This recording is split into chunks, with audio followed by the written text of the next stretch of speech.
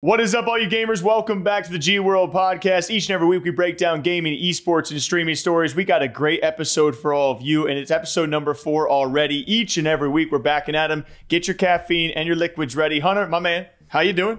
I'm surprised we made it to 4, to be honest, but I'm doing good. I'm glad you said we have a great episode also coming their way, because one day, I just want you to say we have a really awful episode coming to you guys. I hope you enjoy listening, though.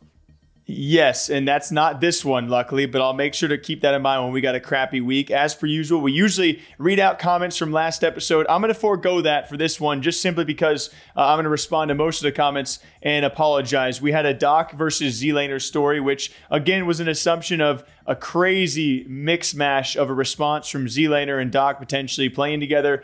Doc eventually on stream went on a rant to call someone out for leaving his side after he had garnered them all these internet connections. And so I want to apologize to all the viewers out there. That could have been a slew of people, Z included, could have been Tim, a manager, an editor. And so that was a hot topic on last podcast, which we will not be revisiting this time around, but we will be kicking it off with Doc News eventually.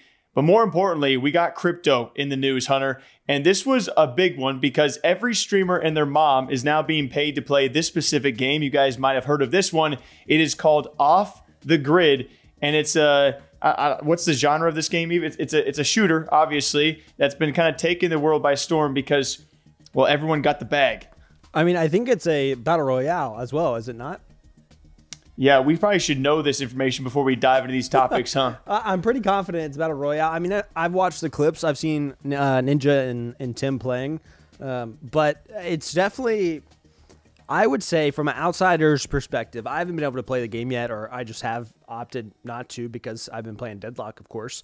But from an outsider's perspective, it's hard to tell if the game's good or not because everyone is being paid to say that it is good. So I don't know what's authentic and what isn't at this point.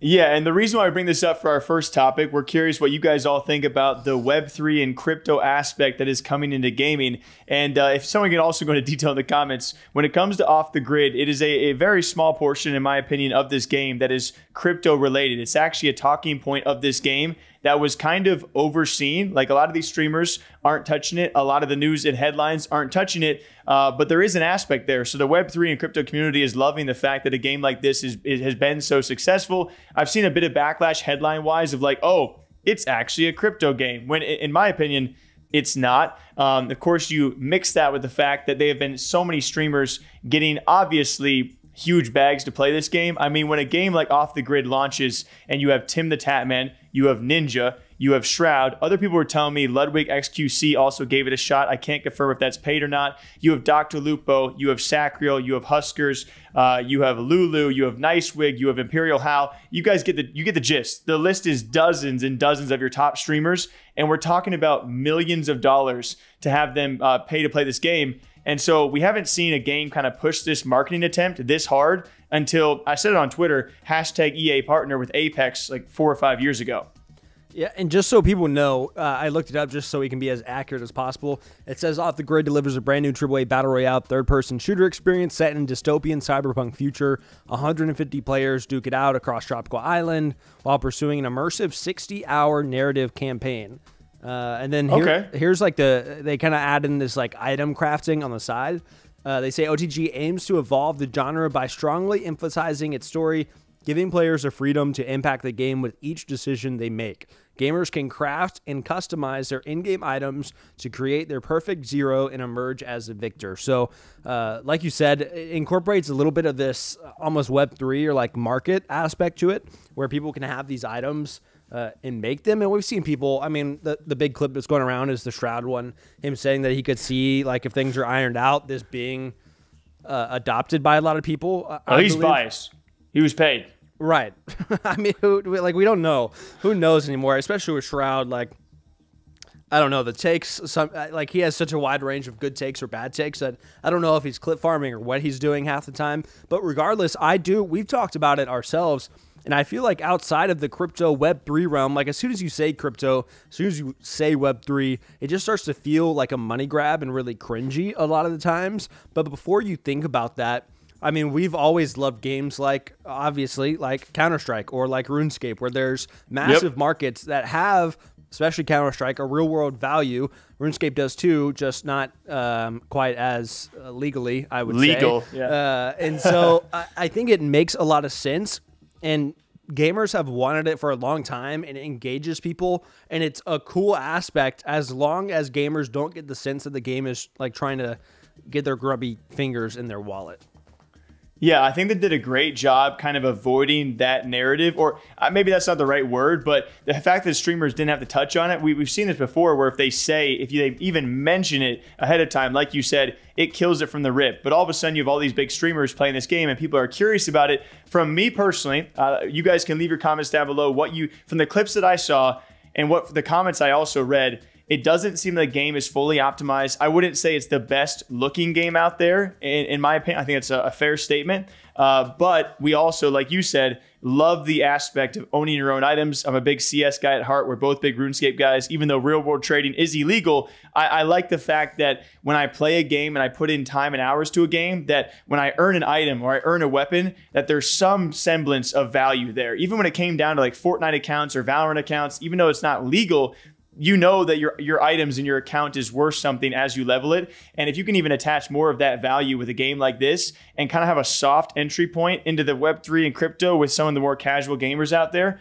I'm okay with it. So I'm not going to be a guy who hates on the game. I will acknowledge though that, I mean, it has to, I would imagine because of that crypto Web3 aspect, that's why they forked over so much cash to get all these top names. You don't see this level of marketing very often unless the project is willing to spend money or has just tons of money. Yeah, I don't know where their money comes from other than I guess it has to be crypto considering their affiliation. But I think it's the hard part still, regardless of anything that we're talking about, I just think it's difficult for any game to stick right now in this market. There's very oh my gosh, yes, few dude. games, especially when it's a battle royale like this, like Off the Grid. I can't remember a lot of the games that were popular for like a month or two that were really fun battle royales, but then it was just like, we'll just play another one. Like it doesn't have as much soul to it, I feel like. And I think that's where I get concerned about the future of a game like this, where you're spending, I mean, how could you ever recoup all these funds that you're spending on all of these creators? And so I think I just doubt its longevity a little bit. Yeah, I mean, but I think it's also fair to say a lot of games get doubted off the rip. So unless there's and some games take time to build. They don't always got to be a hit right away. But yeah, we see so many splashes in the pan nowadays with games. You see these high highs and then boom, ultimate low lows. You look towards like a BattleBit, you look towards a Pal World, and there's endless titles we can name in between that see these extremely high highs because they catch these waves. They just can't ride them out. And so, I mean, we'll be watching Off the Grid. We weren't backed or paid by them, but if anyone is watching and wants to, you know, drop the boys a bag, we're down for that. But speaking of the doc, he was actually one of the few so far. We've had Web3 and crypto guys speak up about this. I think Fwiz had a tweet about this around some of the headlines. But even Doc was like, hey, when I had this game, when he was formerly with Midnight Society or 12 a.m., the studio making Dead Drop, and they announced their crypto component, I mean, he has a point here. Like everyone there were, of course, the creators and the streamers who got their drops, who backed the game because it was made by the doc before all these admissions. But like at the time, you remember, everyone hated the fact that he was going Web3 crypto. He got backlash beyond what we've seen for a lot of games out there. Yeah, I'm going to read the tweet just for the sake of people who are just listening. He says, all these people that talk crap about the idea of us creating a studio and a AAA game on the blockchain are now praising the same idea with Off the Grid. A bunch of laughing and then phony industry. I mean, on one side, I say he's justified, right? Like, it's true. A lot of people were flaming him as soon as they found out about this, the fact that there was any kind of crypto element to it. And I think maybe it was a timing thing where it was announced. I mean, Dead Drop's been around for a couple years now, and I think it was relatively close to some other things that had happened in the industry where people were really, really doubting Web3 and crypto. I think in today's age, maybe the scene has got even more desperate than we were a couple years ago, where Web3 and crypto has become much more accepted. People still aren't really like super investing into it, but we see Web3 and crypto sponsors everywhere at this point. It's across all of esports, all of games. And so I don't think people are as surprised or pushing back quite as much, even if they don't like it. But on the flip side, the tweet kind of feels a little extra salty. Like, I don't know, man. It just felt a little bit weird where he's like, oh, now they're praising this game. Well, that's what we were doing. And it's fair, justified to feel that way, but it's also a little funny to be so jealous, I think. And the games look very different, right? Through the developmental stages of Dead Drop and what we've seen with Off the Grid, I would say neither really like, you know, they didn't blow your mind by seeing them, but I would say Off the Grid kind of hit everything with a punch. And they definitely, maybe not hid, but people weren't aware of the Web3 crypto, whereas Doc almost had to be transparent about it, being around that, especially when it came time for like funding and backing. They were like, hey, like we're going to rely on this as a big part of it. But yeah, either way, what did you guys think about the crypto aspect of the new game Off the Grid, the money they're dropping, and can this game manage to stick around will be the ultimate question. Speaking of money out there, Hunter, we talked about this months ago and a supposed $50 million deal that Doc had requested from Kick. Those are probably at better times than he is facing nowadays, as we actually recently had the Kick CEO, Eddie, good guy over there, definitely not afraid to speak his mind on topics like this, was asked a question by Slasher, and the question being, would they sign the Doc after recent admissions on his side, to which Eddie responded, no, we would not for the foreseeable future, and as of right now, it would be a waste of money. I think Eddie is always pretty smart with his words, and I think, I was thinking about this earlier today, it feels like the type of answer that he said a specific way and then people took a different way. I just think that they're not signing streamers in general. I don't think that they're spending big money anymore on personalities. And so I think that's what his answer was addressing. Like, oh, it wouldn't make sense for us to spend on Dr. Disrespect as a business financially. However, it doesn't make sense because they're not in that stage of growth anymore. But of course, everyone's going to take it as just about Dr. Disrespect because that's what the question was about. But that's how I was feeling today, because I don't think they are like particularly concerned about Doc or anything surrounding that. And so I thought it was an interesting question. Yeah, I saw a mixed mash of responses out there. I saw a lot of diehard Doc fans being like, how dare you say that he has no value? And it's like, that's not what he said. Like, regardless of how you interpreted it, what he said is true. Like, it would simply, even if it's just not, maybe people can nitpick on the, you know, waste of money, right? Like, he's not a complete waste of money, but he certainly would do more harm than good. And just like right now, it would make 0 sense for any platform, Kick included, despite whatever you want to say about Kick and sometimes the streamers they attract. Like, in what world would they be like, yeah, like we're ready to sign him. We'll just sign him at a reduced rate. Like, it's the perfect time, right? Like, there was only one answer that was going to come from Eddie. So I guess I just wasn't surprised. And then some people interpreted it. I mean, it's the internet, right? You're going to take things at first glance differently than someone else around the world. But I thought that was funny. Yeah, it's just an interesting time where, I mean, for whether we want to look at it from Kick's perspective or Doc's, like, let's start with Doc. I think the only platform he can really lean into, obviously, and he's hinted at it, was X.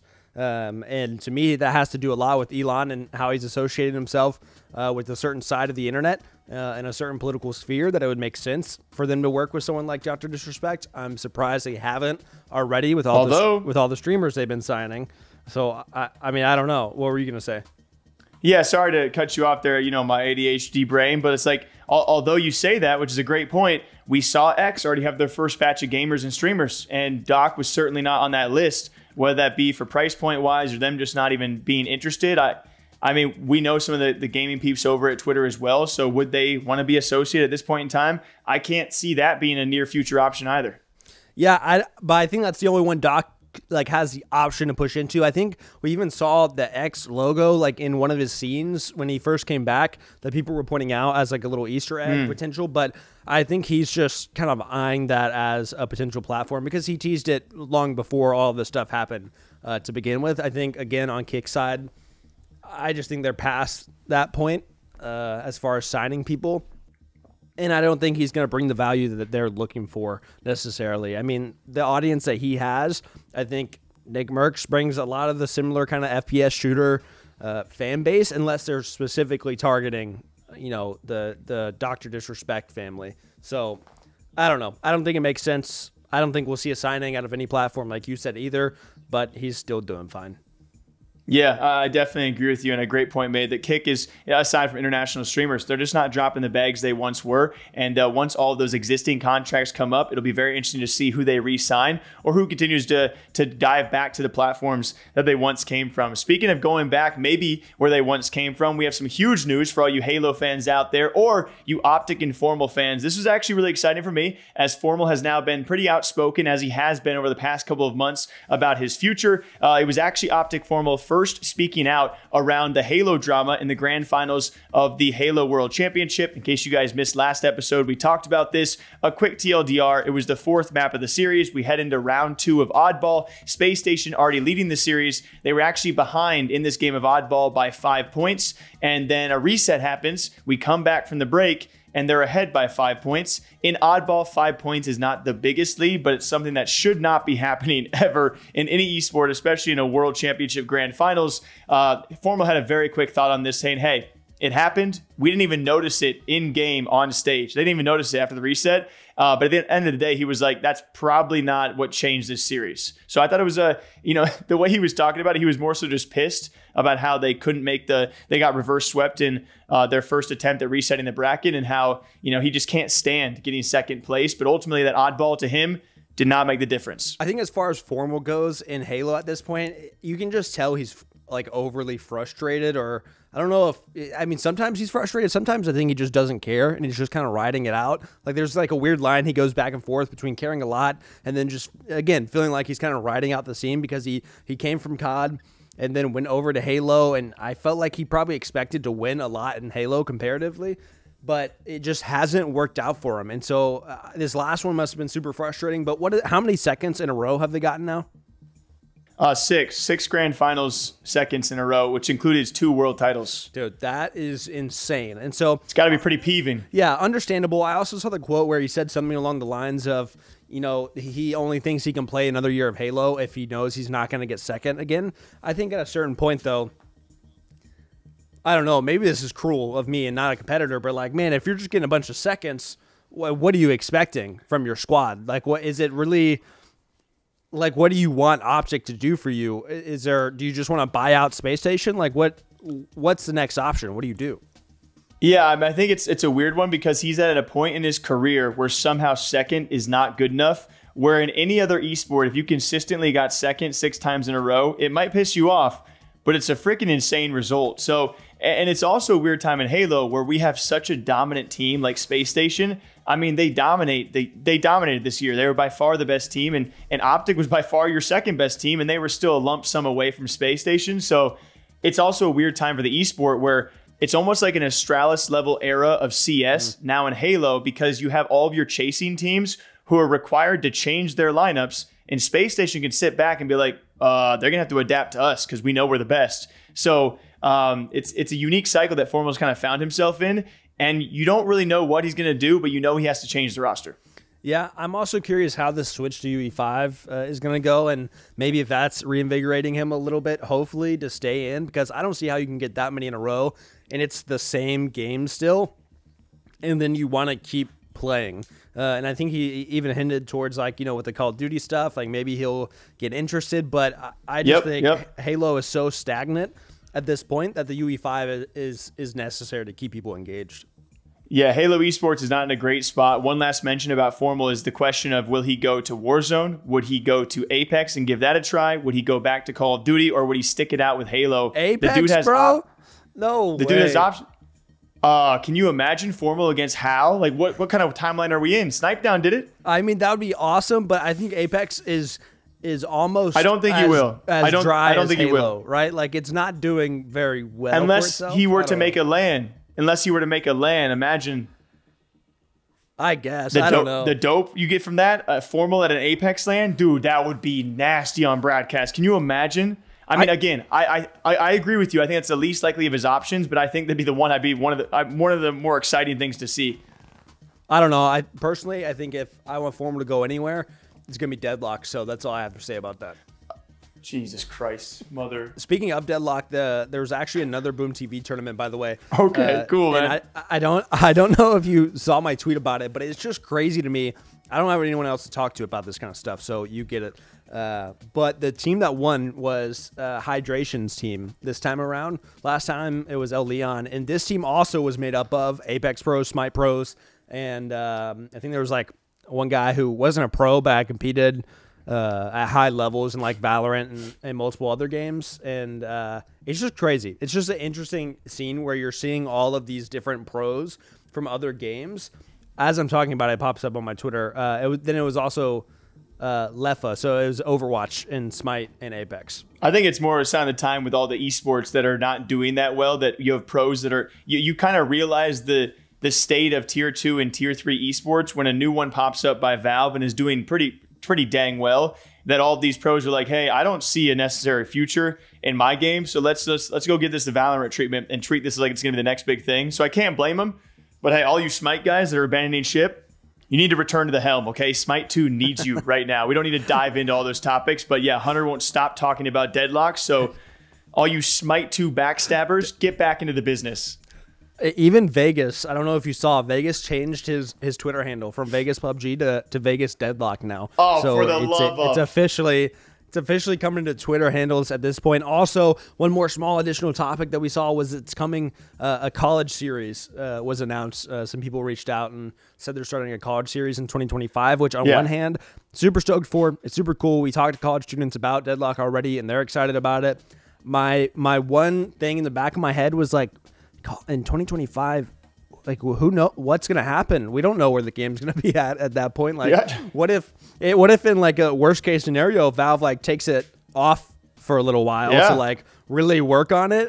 And so it's exciting because so many people are stoked about it. Like, there's so many little tournaments popping up. There's a lot of different series. We're seeing Boom TV. There's a competitive league. I think it's called Grit and Glory that's popped up that like all those Smite pros or ex-Smite pros are playing in, and everyone's competing in. Ranked is popping up for Deadlock, and now we have a college series. So it's exciting all around, but there's also still that little bug in the back of my head that's like, none of this is officially Valve related. Like, Valve isn't licensing anything. And so you never know what's going to happen with the game, and it makes me a little bit nervous for next year, but still stoked. Yeah, we'll see where all of that goes. We could have some college peeps, maybe flopping back and forth between multiple games. You might lose your Deadlock scholarship for a few months if they ever take that down. But speaking of losing things out there, some of the biggest esports drama of this past weekend, a team is bleeding. And, well, they're not bleeding cash because they got no cash left. Bleed Esports, absolutely viral this past week as they owe money to multiple players, talent, staff. We're looking at around $300,000+ in total owed, which is insane. If you guys don't know Bleed, they were actually first kicked from Valorant's VCT circuit due to not paying players and other reporting errors from the team. Then they had their CS2 manager, that being Kassad, also say, hey, we're all leaving because you won't pay us. Our players went up to 4 months without payment, and they still owe money to other teams who they bought out players from. And then you now have other sources out there from R6, from Dota 2, and every one of their rosters pretty much saying, hey, we're also not getting paid. So Bleed Esports, in the span of about 2 weeks, went from the team that we all thought had money to the team that is the brokest of the broke. Are we really surprised though, because they spent all their money on Yay, right? Yeah, thanks a lot, Yay. when you take $1 million, that's Yeah, I don't know. That dude pulled off the Ninja Mixer deal off of Bleed, man. I know. He got it for a little while, and then he left, and he's peaced out. He didn't have to do a whole lot. I think he sat out a lot too. But regardless, I also saw that I don't know a ton about the situation, if I'm being honest. I've just seen the headlines, but that the CEO is on criminal trial in Singapore too. I forgot that. That's on me. Yeah. Then they got your CEO facing criminal charges. So it's a good story over there, man. I don't know. I mean, I guess at this point people post about it just to like make themselves feel better, because what do you really do in that situation? It sucks. But when you're posting about not being paid money and this guy's on criminal trial, I don't think you're getting paid, right? Yeah, I mean, it's all too common too. I mean, you see these players, right? No one wants to be the first person to speak up, because then you guarantee yourself you're not going to get paid, or you'll be paid last if you even are. And so you got these players who are like, oh, maybe. We've talked to players before, like, oh, maybe I'll get paid next week. I'm going to keep on playing. I'm going to keep on pracking. Maybe I'll get paid next month. The team keeps promising you will. And then before you know it, you're 4 months in you're owed 10 grand and you're like, okay, now I have to finally leave. It's a very sucky relationship between team and player usually that we see this never-ending circle with. So ultimately, it does suck. I don't think it's the most surprising thing we've seen in esports. But yeah, it's pretty crazy that all of a sudden this team just owes 300 grand and has been getting away with it, and now is going to be facing several lawsuits, which unfortunately, to your point, probably not many people are going to be getting their money back.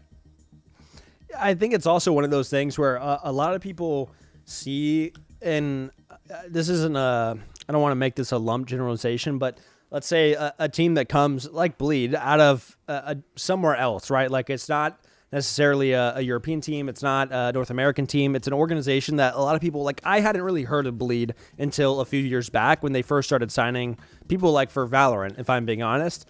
But then you see them come in and they toss bags at people. Yeah, out of nowhere. Just seem to have so much money, and people were like, "Oh, who are these guys?" Similar like to, the I'm not Cronkies. saying this is gonna.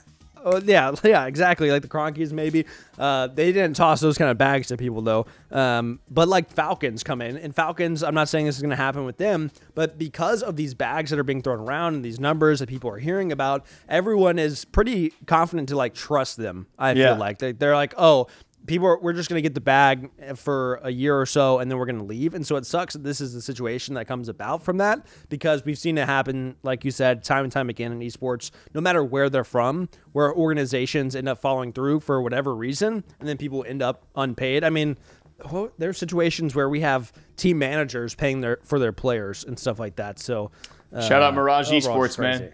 Shout out Mirage Esports exactly. over in R6. Every scene has seen it, unfortunately, but no scene has seen something like this last story, Hunter. I'm kind of excited, but also kind of not excited to talk about this one because it was the biggest ban we had of the last couple of weeks. You and me have been going to a couple of events, a couple of weddings between us, so unfortunately did not touch on this right away. We had BobbyPoff facing a permanent ban over in Warzone, which I found to be so interesting because it sparks so many debates out there. He is certainly the biggest name that I have seen in recent years in Warzone and Call of Duty to face a permanent ban. And it all happened, as per usual, live on stream. His immediate reaction being that he said he thought he was like a whitelisted account. So, you know, kind of a select group of a few people who had been kind of whitelisted or kind of labeled as safe streamers would be how I would put that. And then had never been shadow banned. And then all of a sudden, while live, finds out he's permabanned.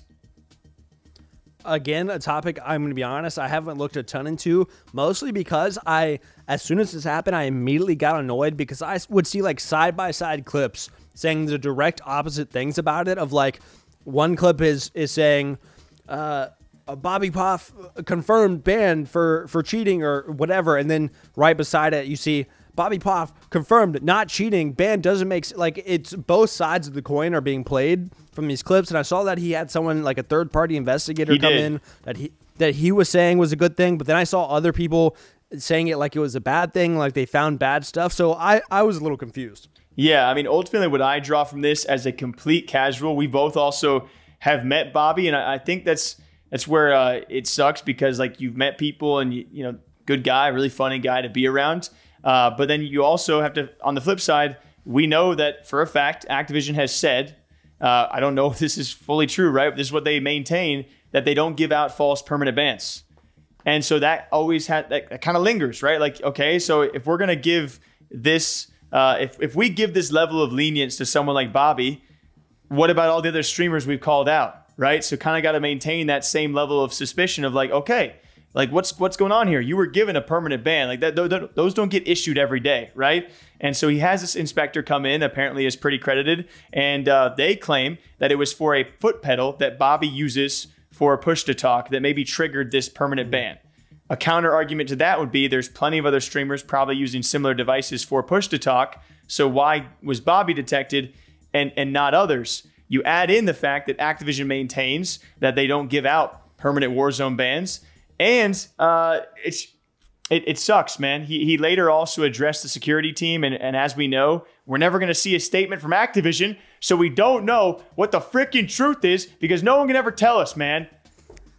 Yeah, all too common in today's day and age. I feel like every situation we talk about, it's like there's no real clarity behind it. There's just a bunch of people guessing, whether it's us or the audience.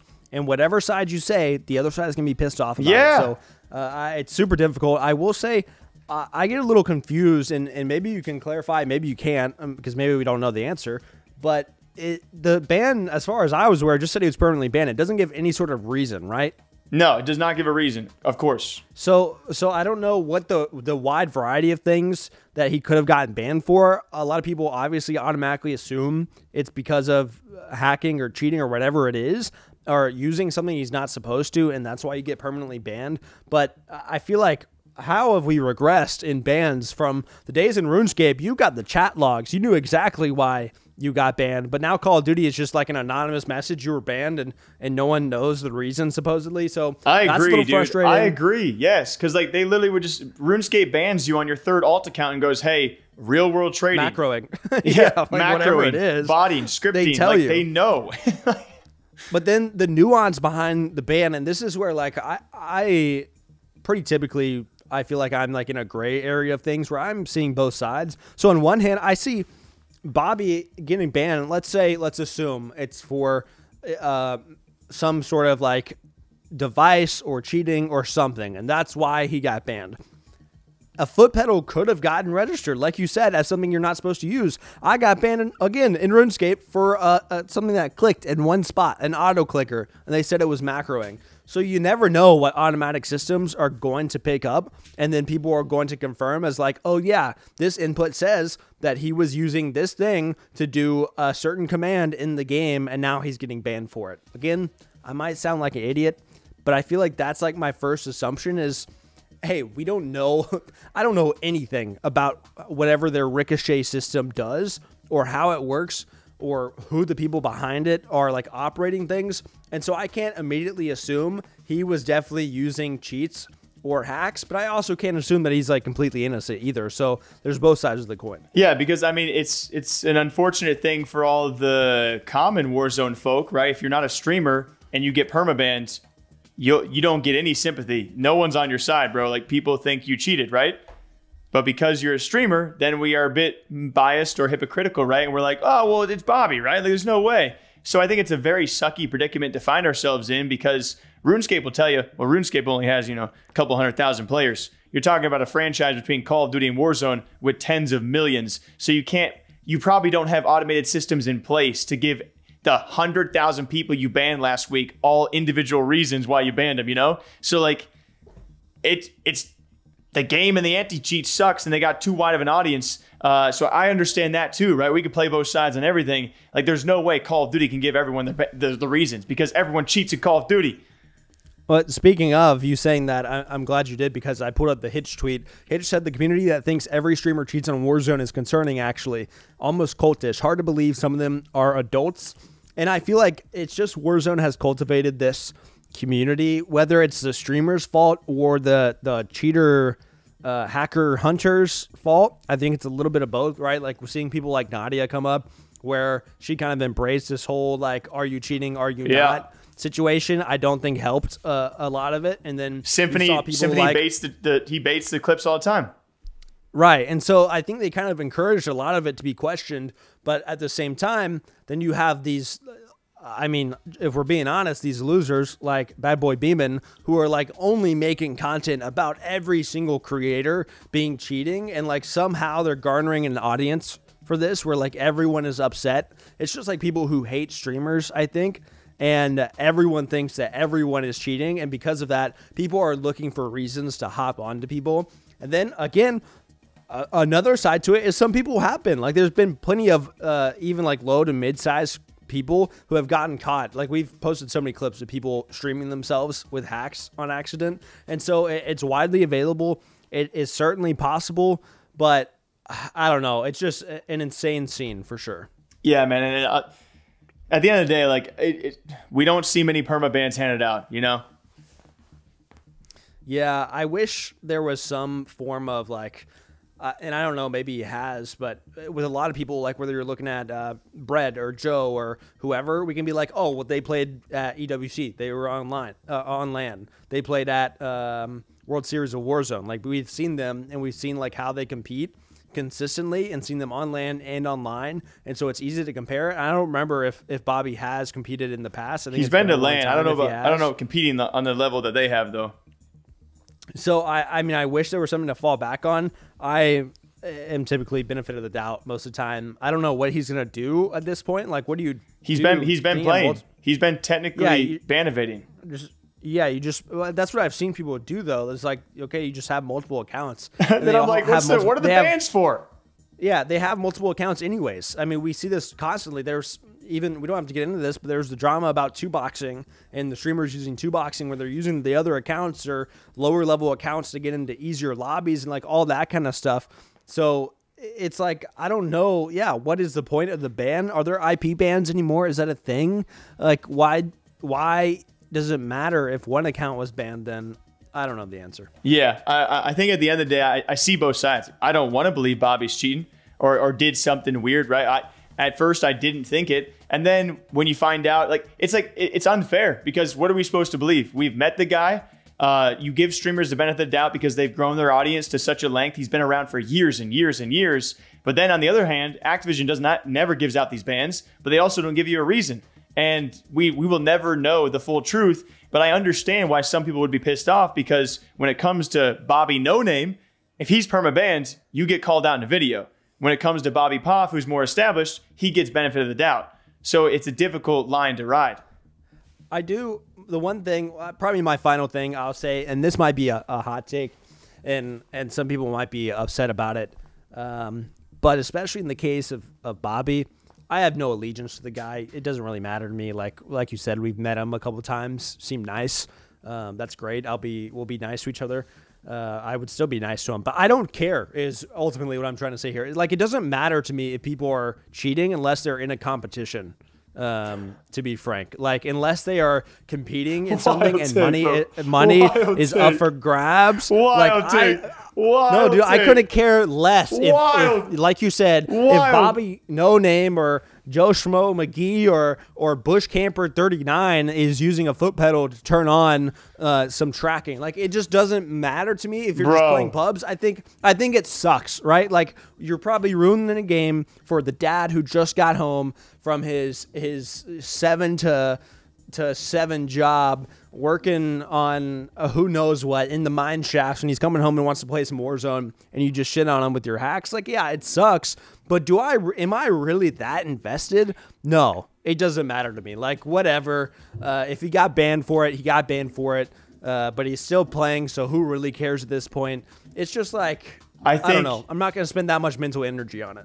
I get where you're coming from, but I think it should matter to the over 12,000 people who have subbed to him on Twitch, or the thousands who have spent hours and hours and weeks of time watching him and his content. And then it also, it feels like a robbery to maybe the scene itself, and it definitely does not help itself. It lends the opposite of credibility to other streamers. So it has impacts beyond just like, your casual level. I get where you're coming from. Like as a person, like would I care? No, but as a member of like the scene, should I care? Yeah, it's like, because it hurts the integrity of the entire scene. And if you're a fan or a viewer of his, you deserve to feel robbed if that were the case, right? You're like, whoa, dude, if I gave Tim the Tatman money for years and years thinking he was a great guy, great player.